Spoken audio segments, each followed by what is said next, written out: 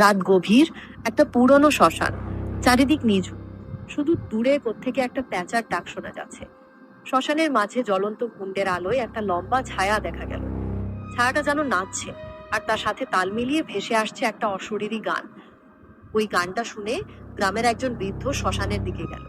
সে দেখতে পেল কুণ্ডের চিতার আগুন নীল রং হয়ে গেছে। আগুনের মধ্যে একটা মানুষের কঙ্কাল ধীরে ধীরে উঠছে, তার হাড়গুলো খটখট করে শব্দ করছে। বৃদ্ধটি ভয়ে পালাবার চেষ্টা করলো, কিন্তু তার পা যেন মাটিতে গেঁথে গেল। ওই কঙ্কালটা বৃদ্ধটির দিকে তাকিয়ে হাসল। হাসির শব্দটা ফাঁকা আর ঠান্ডা, যেন শ্মশানের গভীর থেকে ভেসে আসছে। কঙ্কালটা আস্তে আস্তে বৃদ্ধটির কাছে এলো, তার চোখের কোটরে আগুন জ্বলছে। বৃদ্ধটি অনুভব করলো তার শরীরের শক্তি কমে যাচ্ছে, যেন কঙ্কালটা তাকে শুষে নিচ্ছে। কঙ্কালটা বৃদ্ধটির কাছে আসতেই বৃদ্ধটি দেখলো কঙ্কালটার বুকের মাঝে একটা পুরনো কালো পাথর জ্বলজ্বল করছে। পাথরটা এমন জ্বলছে যেন সমস্ত শ্মশানের অন্ধকারকে শুষে নিচ্ছে। তখনই একটা বিকট শব্দে শ্মশানটা কেঁপে উঠল। কুণ্ডের আগুন আরো জ্বলে উঠল, আর কঙ্কালটা একটা কালো ধোঁয়ায় পরিণত হলো। ধোঁয়াটা বৃদ্ধটিকে ঘিরে ধরলো, আর তার কানে কানে ভেসে আসলো সেই অশরীরী গান, আমাদের মাঝে আমাদেরই দল, তুইও হবি রে আমাদেরই সচল।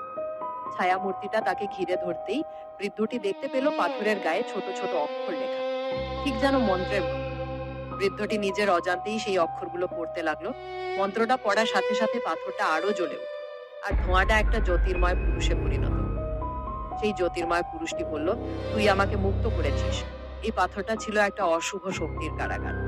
জ্যোতির্ময় পুরুষটি বলল, এখন থেকে ভূত প্রেতেরা তোকে আর ভয় দেখাতে পারবে না, বরং তুই তাদের ভয় দেখাবে। এই পাথরটার শক্তি এখন তোর হাতের মুঠোয়।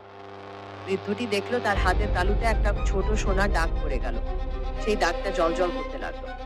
বৃদ্ধটি যখন শ্মশান থেকে ফিরছিল, সে অনুভব করলো বনের বাতাস আগের মতো আর ঠান্ডা নয়, বরং একটা উষ্ণ মনোরম বাতাস তাকে ঘিরে রয়েছে। গাছের পাতার ফাঁক দিয়ে ভোরের আলো ঢুকে পড়ছে, চারিদিকটা যেন প্রাণবন্ত হয়ে উঠেছে। সে বুঝতে পারলো সেই অশুভ শক্তি শুধু শ্মশানেই নয়, পুরো বনটার উপরেও একটা কালো ছায়া ফেলেছিল। এখন সেই ধোঁয়া কেটে গেছে, বনটাও মুক্তি পেয়েছে। বৃদ্ধটি বনের মধ্য দিয়ে হাঁটতে হাঁটতে হঠাৎ একটা পুরনো মন্দির দেখতে পেল। মন্দিরটা লতা পাতায় ঢাকা, দেখলেই বোঝা যায় কেউ সেখানে অনেকদিন আসেনি। কিন্তু মন্দিরের ভেতর থেকে একটা অদ্ভুত আলো চুইয়ে পড়ছে। বৃদ্ধটি কৌতূহলী হয়ে ভেতরে ঢুকতেই দেখলো বেদির ওপর একটা পাথরের মূর্তি রাখা, ঠিক যেন জ্যোতির্ময় পুরুষটার মতোই। মূর্তির হাতে একটা সোনার দণ্ড, আর সেই দণ্ডের ওপর একটা জ্যোতির্ময় পাথর ঝুলছে। বৃদ্ধটি যেই দণ্ডটা স্পর্শ করতে গেল, অমনি দণ্ড থেকে একটা বিদ্যুৎ ঝলকানি বেরিয়ে এলো। মূর্তির চোখ দুটো যেন জীবন্ত হয়ে উঠল। বৃদ্ধটি দেখলো মন্দিরের প্রতিটা কোণা থেকে ছোট ছোট সোনার কণা ঝরে পড়ছে, আর সেই কণাগুলো মিলে একটা গম্বুজ তৈরি করলো।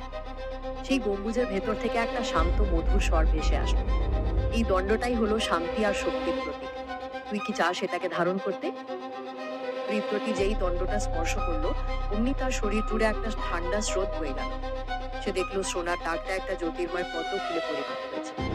গম্বুজের কণ্ঠস্বর আবার বলল, এইবার তোর পালা, এই শান্তির প্রতীককে তুই সবার মাঝে ছড়িয়ে দে। বৃদ্ধটি মন্দির থেকে বেরিয়ে এলো। বনের মধ্যে হাঁটতে হাঁটতে সে দেখলো যেখানেই দাগটা স্পর্শ করছে সেখানেই ফুল ফুটে উঠছে। দণ্ডটার সোনার দাগটা যত জ্বলছিল, বৃদ্ধটির মনে লোভ তত বাড়ছিল। সে ভাবলো এই দণ্ড দিয়ে সে অনেক ক্ষমতা জোগাড় করতে পারবে। শান্তির কথা ভুলে সে দণ্ডটিকে নিজের কাজে ব্যবহার করতে লাগলো। কিন্তু লোভের ফল তো আর ভালো হয় না। মন্দিরের মূর্তিটা ক্রোধে ফেটে উঠল। শান্ত স্বরটা এখন গর্জন করে বলল, তুই বিশ্বাসঘাতক, এবার দেখ তোর পরিণতি। ততক্ষণে শ্মশানের সমস্ত ভূত প্রেত মন্দিরে এসে হাজির। সবাই মিলে ঝাঁপিয়ে পড়লো বৃদ্ধটির উপর। লোলুপ বৃদ্ধটিকে আর কোনোদিন দেখা গেল না।